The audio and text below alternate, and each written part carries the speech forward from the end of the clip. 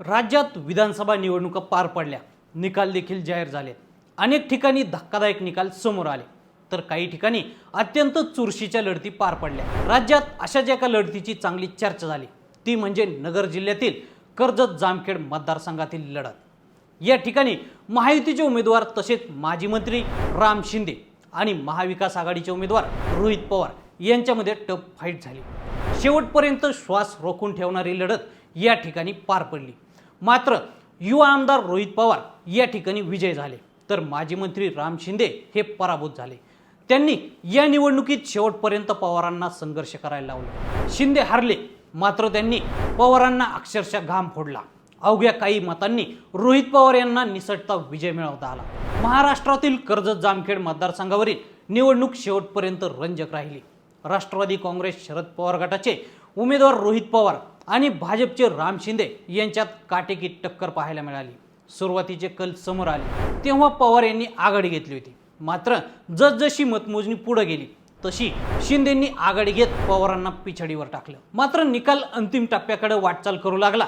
दोघांमध्ये tough fight झाली। निकालाच्या अंतिमता रोहित पवार यांना 1,27,676 मतं मिळाली, तर राम शिंदे यांना 1,26,433 मतं मिळाली आणि पवार यांचा 1,243 मतांनी विजय झाला। भूमिपुत्र विरुद्ध बारामतीचं पार्सल।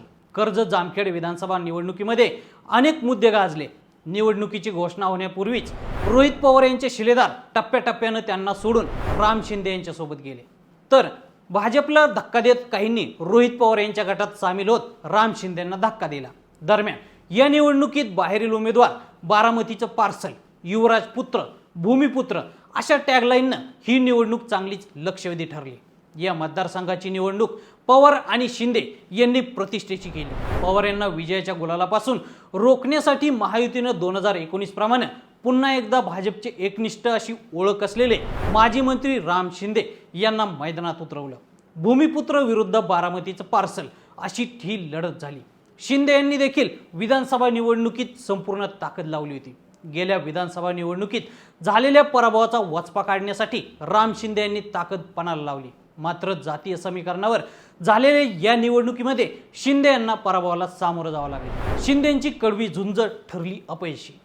2019च्या कर्जत जामखेड विधानसभा निवडणुकीत राम शिंदे विरुद्ध रोहित पवार यांच्यामध्येच लढत झाली होती।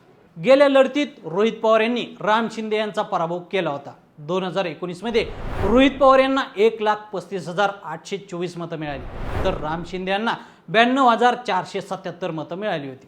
त्यामुळे 2019च्या निवडणुकीत 43,347 इतकं मताधिक्य घेऊन पवार विजयी झाले होते। मात्र 2024च्या निवडणुकीमध्ये रोहित पवार यांना 1,27,676 मतं मिळाली, तर शिंदे यांना 1,26,433 इतकी मतं मिळाली आणि शिंदे यांचा फक्त 1,243 मतांनी पराभव झाला।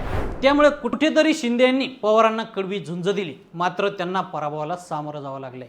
तर मंडळी, कर्जत जामखेडमध्ये राम शिंदे यांच्या कडव्या झुंजीबद्दल आणि पवारांच्या विजयाबद्दल तुम्हाला काय वाटतं? आम्हाला कमेंट करून नक्की सांगा आणि असेच नवनवीन माहितीपूर्ण व्हिडिओ पाहण्यासाठी लेट्स अप मराठीला फॉलो करा।